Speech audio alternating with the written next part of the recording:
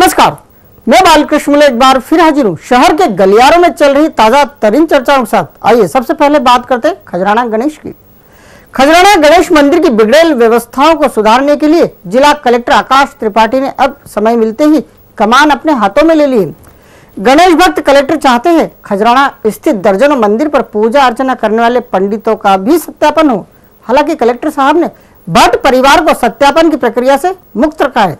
इसके अलावा कलेक्टर साहब ने एक और महत्वपूर्ण निर्णय लिया है, जिसके तहत भगवान गणेश जी के भक्त अब ऑनलाइन दान भी दे सकते हैं।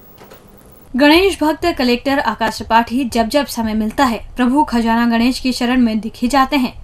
जब से आकाश त्रिपाठी ने जिले की कलेक्ट्री संभाली है, तब से ही खजाना गणेश मंदिर के आसपास फैली अव्यवस्थाओं को लगातार सुधरता देखा जा सकता है। अब की बार कलेक्टर त्रिपाठी खजाना गणेश मंदिर के पुश्तैनी पुजारी परिवार को छोड़कर बाकी सभी परिवारों का सत्यापन कराने के मूड में आ गए हैं। कलेक्टर ने इसके लिए सोमवार को बैठक की और अपनी मंशा खजाना गणेश मंदिर प्रबंधन समिति के समक्ष जाहिर कर दी। अब खजाना गणेश मंदिर में सेवाएं देने वाले पुजारियों का प्रशासक रजनीश कसेरा खुद सत्यापन करेंगे। साथ ही ये कोशिश की जाएगी कि भट्ट परिवार के अलावा जितने भी पंडित यहाँ सेवाएं दे रहे हैं उनका स्पेशल ड्रेस कोड भी हो। कलेक्टर साहब की इस पहल के बाद भट्ट परिवार के पुजारी भी खुश नजर आ रहे हैं। भट्ट परिवार को लगता है कि कलेक्टर जो कर रहे हैं इससे मंदिर की व्यवस्था चाक चौबंद हो जाएगी। इसके अलावा कलेक्टर ने यह भी तय कर दिया है कि अब खजाना गणेश भक्त दुनिया भर से ऑनलाइन दान भी दे सकते हैं, जिसकी संपूर्ण व्यवस्था कर ली गई है। कलेक्टर ने मंदिर परिसर में चल रहे निर्माण कार्यों को लेकर भी अनेक निर्णय लिए, लेकिन सबसे ज्यादा चर्चा पुजारियों के सत्यापन को लेकर हो रही है। चलिए कलेक्टर के इसी रुख से भक्त भी ये समझ पाएंगे कि आखिर खजाना गणेश मंदिर परिसर में दिखाई देने वाले चेहरों की असल पहचान क्या है। अभी तक यही समझ नहीं बैठता था कि आखिर मंदिर परिसर में दिखाई देने वाले चेहरों के वास्तविक रोल है क्या। बसंत पंचमी को शुक्रवार है, बस यही वजह है कि भोजशाला मुद्दा चुनावी साल में एक बार फिर ऐसा गरमाया कि सरकार के गले की हड्डी बन गया। शुक्रवार से पहले आया मंगलवार भोजशाला में हनुमान चालीसा की गूंज के बीच शांति से बीत गया। अब सुरक्षा व्यवस्था में लगे अफसर मंगलवार को रहे अमन चैन से खुश है और लग गए हैं फिर शुक्रवार की तैयारी में। खास बात तो यह है कि अफसर इस बार कुछ ज्यादा ही उत्साह में नजर आ रहे हैं। इसका कारण भी धार से लेकर इंदौर के गलियारों तक चर्चा का विषय बना हुआ है। मतलब अब की बार हिंदू संगठन और प्रशासन आमने सामने है। बीच में न कोई मंत्री है न कोई बीजेपी का नेता। ऐसे में सब कुछ प्रशासन के मुताबिक हुआ तो समझ लीजिए प्रशासन की बल्ले बल्ले होना तय है। धार भोजशाला का मुद्दा एक बार फिर बहुत गर्म है। धार की गर्माहट की आंच समूचे मालवांचल में भी महसूस की जा रही है। धार में अभी चप्पे चप्पे पर खाकी का साया है। वहीं धार से लगे सभी जिलों में खाकी का खुफिया तंत्र अपने तरीके से काम कर रहा है। वैसे भोजशाला में मंगलवार का दिन बेहद शांति के साथ गुजरा। शुक्रवार से पहले का मंगलवार होने की वजह से हिंदुओं ने जरूर भोजशाला पहुंचकर दर्शन किए और हनुमान चालीसा का पाठ भी किया। खास बात ये रही कि मंगलवार को ही भोजशाला में हनुमान चालीसा का पाठ करने की अनुमति है। इसका फायदा भी हिंदू समाज ने जमकर उठाया। बसंत पंचमी से पहले आए मंगलवार को आम दिनों की तुलना में काफी ज्यादा भीड़ रही।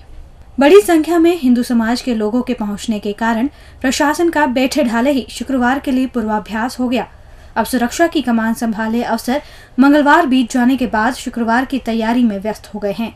ये पहला अवसर है जब भोजशाला की कमान सीधे प्रशासन के पास है और सबसे महत्वपूर्ण बात यह है कि प्रशासनिक अफसर किसी कीमत पर सरकार से किया वादा टूटने नहीं देना चाहते, भले ही इसके लिए प्रशासन और खाकी दोनों को ही अगले 3 दिनों तक जगराता ही क्यों ना करना पड़े। भोजशाला में बसंत पंचमी पर शांति का माहौल रहा और अफसर केंद्र के आदेश का पालन शांति से करा गए तो जिम्मेदारी लेने वाले अधिकारी पूरे प्रदेश में छा जाएंगे और उनका मुख्यमंत्री से किया वादा भी पूरा हो जाएगा। शिव के राज में इंद्र और नरेंद्र दोनों अब इस शहर पर बेवजह ही मेहरबान नजर आ रहे हैं। इंद्रदेव ने एक बार फिर बेमौसम दस्तक देकर शहर भर के आयोजनों पर पानी फेर दिया तो नरेंद्र सिंह तोमर की शहर में मौजूदगी का चाहकर भी कोई राजनीतिक लाभ नहीं ले पाया। इंद्र ने फिर विवाह समारोह खराब कर डाले। जिस तरह से मोर्चा अध्यक्ष के घर हुए परिणय उत्सव को इंद्रदेव ने धो डाला था, बस उसी तरह अब बीजेपी नगर अध्यक्ष के यहाँ हुई शादी पर भी नरेंद्र सिंह तोमर से पहले ही इंद्र पहुंच गए और पानी फेर दिया। इंद्र ने गोलू के बाद शंकर को भी ऐसा दगा दिया कि अब पार्टी के गलियारों में केवल इंद्र के रौद्र रूप की चर्चा हो रही है और कहा जा रहा है कि दोनों ही आयोजन एक नंबर थे, बस साथ नहीं दिया तो किस्मत ने। शहर में अचानक ही आए मौसमी बदलाव ने कई परिवारों के मंसूबों पर पानी फेर कर रख दिया। कई लोगों ने जीवन भर की पूंजी विवाह समारोह में खर्च कर दी, लेकिन नतीजा कुछ न निकला। कुछ ने कर्जा कर शामियाना सजाया, लेकिन फिर भी उनके अरमान पानी में बह गए। ऐसे में शहर के गलियारों में हर आयोजन की चर्चा हो रही है जो भगवान इंद्र की जबरिया मेहरबानी से बिगड़े हैं। अब सबसे ज्यादा चर्चा उन आयोजनों की हो रही है जिन्हें बड़े आयोजन कहा जाता है। सबसे पहले बात उनकी कर लेते हैं जिन आयोजनों में बीजेपी के प्रदेश अध्यक्ष नरेंद्र सिंह तोमर पहुंचे, लेकिन नरेंद्र आते उससे पहले इंद्र दस्तक दे चुके थे और माहौल खराब हो चुका था। कुछ ऐसा ही नजारा था नगर अध्यक्ष शंकर लालवानी के परिवार में हुए परिणय आयोजन का।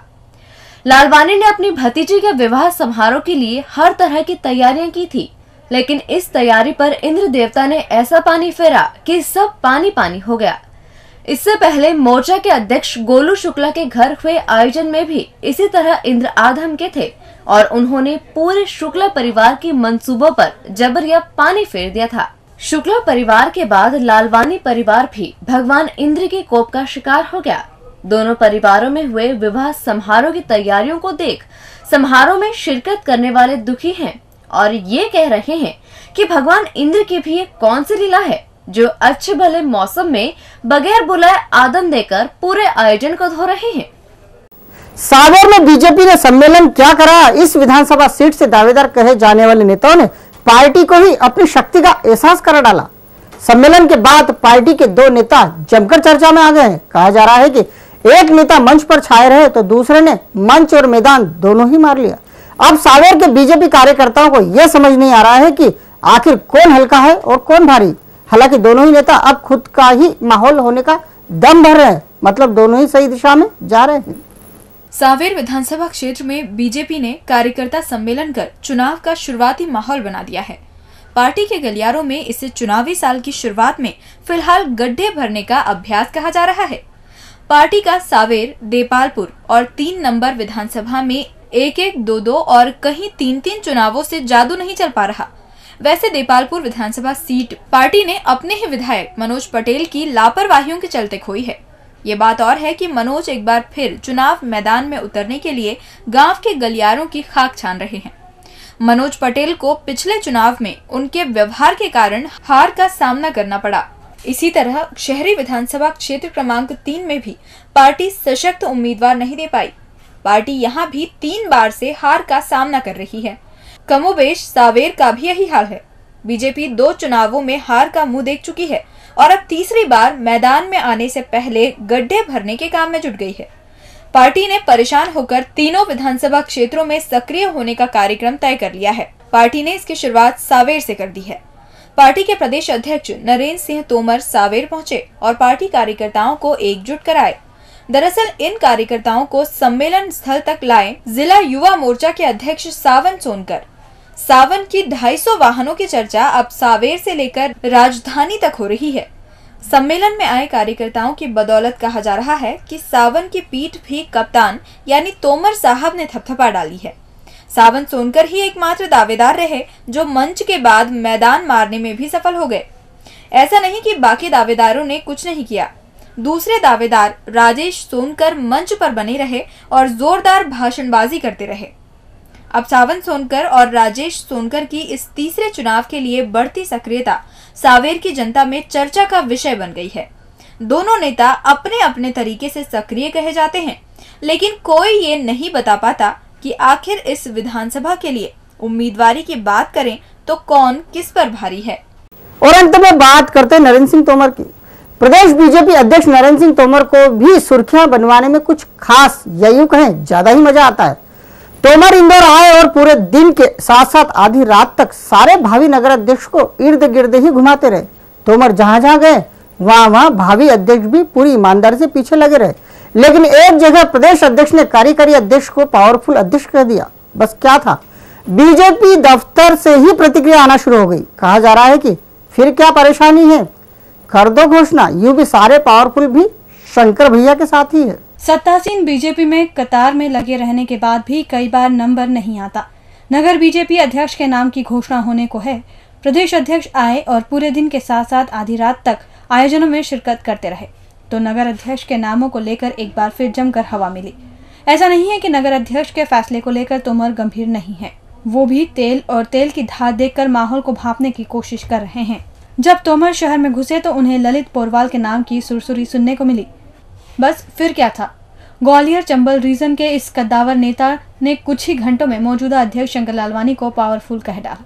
इतना सुनते ही उन 4 नामों के सीने पर सांप लौट गए जो भावी अध्यक्ष के दावेदारों में फिलहाल शामिल होकर तोमर के काफिले में अपनी अपनी एक 4 पहिया गाड़ी दौड़ा रहे हैं।